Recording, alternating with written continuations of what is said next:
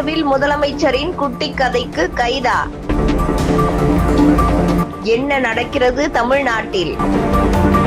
அடுத்த நொடி களத்தில் கைதை தடுத்த எம்எல்ஏ.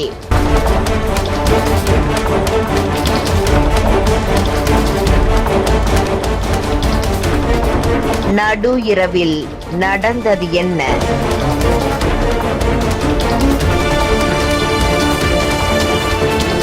நேற்று நடந்த தமிழ்நாடு சட்டப்பேரவை கூட்டத்தில் முதலமைச்சர் விஜய் கூறிய குட்டி கதையால் தமிழ்நாடு முழுவதும் எதிர்ப்பு கிளம்பியது. மக்கள் தங்கள் கருத்துக்களை அரசுக்கு எதிராக சமூக வலைதளங்களில் பதிவு செய்து வந்தனர். இப்படி இருக்கையில் திடீரென திமுக ஜென்சி டிஎம்கே கூட்டங்களை ஒருங்கிணைத்த இளைஞர்களில் ஒருவரான அன்பானந்தம் மரியப்பன் எனும் இளைஞரை கைது செய்ய அவரது வீட்டுக்கு வந்த காவல்துறை. அடுத்த நொடிதான் ட்விஸ்ட். செய்தி கேட்டு திடீரென நடு இரவில் வந்திறங்கிய திமுக எம்எல்ஏ.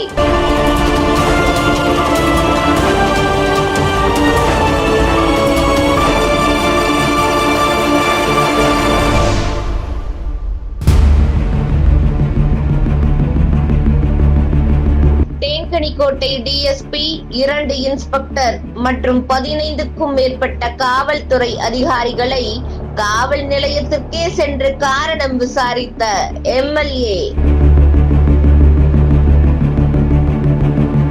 கைதுக்கான வாரண்ட் எதுவுமே இல்லாமல் வந்த அதிகாரிகளுக்கு எம்எல்ஏ சீனிவாசன் அவர்கள் கண்டனம் தெரிவித்தார்.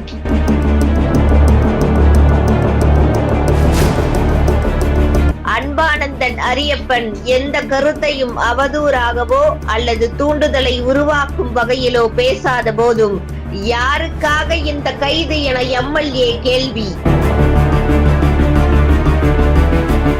திராவிட முன்னேற்ற கழக தலைமைக்கு தகவல் கொடுத்து மிக பெரிய அளவில் சாலை மறியல், கண்டன ஆர்ப்பாட்டம் மற்றும் போராட்டத்தை முன்னெடுப்போம் என அதிகாரிகளுக்கு எச்சரிக்கை விடுத்தார் எம்எல்ஏ.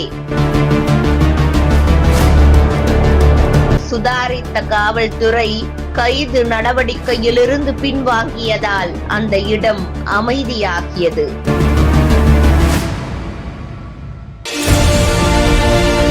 இரவு 2 மணி ஆகியும் எம்எல்ஏ அந்த இடத்தை விட்டு நகரவில்லை.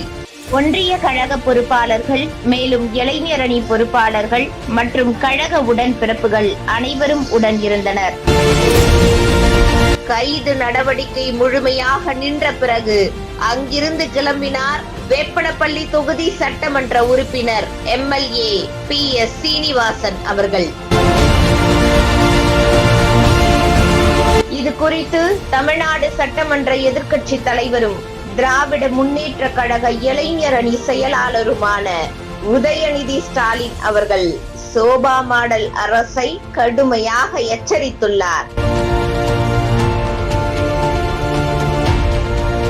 எம்எல்ஏவின் இந்த செயலால் பதற்றத்தில் இருந்த அப்பகுதி மக்கள் மன நிம்மதி அடைந்தனர்.